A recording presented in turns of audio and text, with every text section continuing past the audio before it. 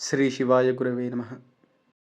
ముందుగా మన ఛానల్ పట్ల మీరు చూపిస్తున్నటువంటి ఆదరణకు, మీరిస్తున్నటువంటి ప్రోత్సాహానికి నా హృదయపూర్వక నమస్కారాలు తెలియజేస్తున్నాను. మా గురువుల పరిపూర్ణమైనటువంటి అనుగ్రహం వల్ల మన ఛానల్ ఇంకా ఇంకా అభివృద్ధి చెందాలని మనస్ఫూర్తిగా కోరుకుంటున్నాను.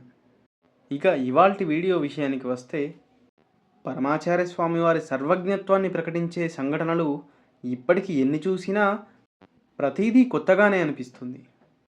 ఈ వీడియోలో కూడా స్వామివారి సర్వజ్ఞత్వాన్ని ప్రకటించే గొప్ప సంఘటనను నేను మీకు ఇప్పుడు వివరిస్తాను.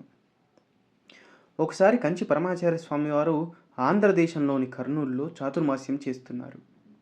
పరమాచార్య స్వామివారిని సాక్షాత్ ఈశ్వర స్వరూపంగా భావించే శ్రీ జనార్దనానంద సరస్వతి అనబడే సన్యాసి ఒకరు ఈ పుణ్య దినాలలో మహాస్వామివారితో గడపాలని నిశ్చయించుకున్నారు.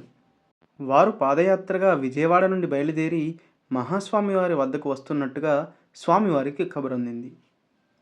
ఆ విజయవాడ స్వామి పాదయాత్ర మొదలుపెట్టిన 2-3 రోజులకి పరమాచార్య స్వామివారు మఠంలో పనిచేస్తున్న శ్రీ ఏకాంబరం మరియు శ్రీ మెట్టూరు రాజులను ఒక కారులో విజయవాడ వెళ్ళవలసిందిగా ఆదేశించారు. విజయవాడ వెళ్ళి జనార్దనానంద సరస్వతి స్వామివారిని కలిసి వారిని కారులో ఇక్కడికి తీసుకురావలసిందిగా మహాస్వామివారు ఆదేశించారు.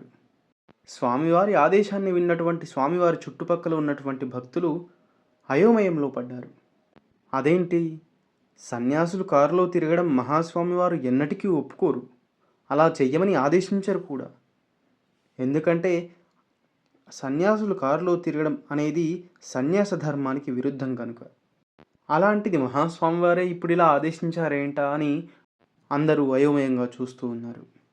పరమాచార్య స్వామివారి ఆదేశం మేరకు విజయవాడ వెళ్ళినటువంటి వారిద్దరికీ స్వామివారిని ఎలా కలుసుకోవాలో తెలియదు.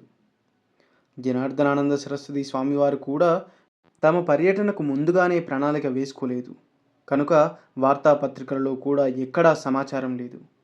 వారిద్దరూ గుంటూరు చేరుకొని చుట్టుపక్కల ప్రాంతాలలో వెతకసాగారు. చివరికి వారికి ఆ జనార్దనానంద సరస్వతి స్వామివారు శివాపురం అనే ఒక చిన్న గ్రామంలో తారసపడ్డారు. వచ్చిన వారి నోటి వెంట పరమాచార్య స్వామివారి ఆదేశాన్ని వినగానే విజయవాడ స్వామివారు అమితాశ్చర్యానికి లోనయ్యారు. ఆనందంతో సంభ్రమాశ్చర్యాలతో పరమాచార్య స్వామివారిని సాక్షాత్తు ఆ కైలాసవాసి పరమేశ్వరుడే అని వేణోల్లా కొనియాడారు.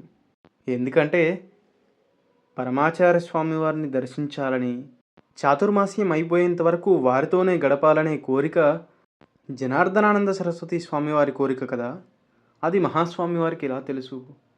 మరో విచిత్రం, మహాస్వామివారిని దర్శించాలనే కోరికతో ఆ ముందు రోజు వరకు జనార్దనానంద సరస్వతి స్వామివారు కర్నూలు వైపు పాదయాత్ర చేశారు. హఠాత్తుగా వారి కాలి నరం ముడిపడి ఇబ్బంది పెట్టడంతో శివాపురంలో ఆగవలసి వచ్చింది. అలా జరగడంతో ఆందోళన చెందిన జనార్దనానంద సరస్వతి స్వామివారు మహాస్వామివారిని ఇలా కొనియాడారు. ఈశ్వర, కైలాసనాథుడవైన నీకు కనీసం ఒక ముసలి ఎద్దైన వాహనంగా ఉంది.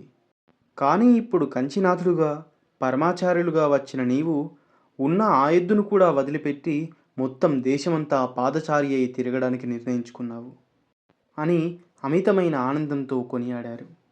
ఎందుకంటే వారు చికిత్స చేయించుకొని పాదయాత్రగానే కర్నూలుకు వెళ్ళాలని నిర్ణయించుకొని ఉంటే వారు తడుపారు చాతుర్మాస్యానికే చేరేవారు. విజయవాడ స్వామి బాధను చూసిన మహాస్వామివారే వారికి చేయూతనివ్వదలచి వారిని పిలుచుకొని రావడానికి కారుని పంపారు. పరమాచార్య స్వామివారు సాక్షాత్తు శంకరావతారులు కాబట్టే ఇది స్వామివారికి సాధ్యమైందని గ్రహించారు జనార్దనానంద సరస్వతి స్వామివారు. కాలినొప్పుతో బాధపడుతున్న స్వామివారు అతి కష్టంపై కారు ఎక్కి కూర్చున్నారు. వారందరూ కర్నూలుకు ప్రయాణించి పరమాచార్య స్వామివారి దివ్య సన్నిధికి చేరుకున్నారు. చాతుర్మాస్య సంకల్పంతో పాటు జనార్దనానంద సరస్వతి స్వామివారి కాలి నరం బాధను కూడా మహాస్వామివారు కరుణతో తొలగించారు. అపార కరుణాసింధుం జ్ఞానదం శాంతరూపిణం శ్రీ చంద్రశేఖర గురుం ప్రణమామి ముదాన్వహం. సర్వం శ్రీ గురుదివ్యచరణారవిందార్పణమస్తు.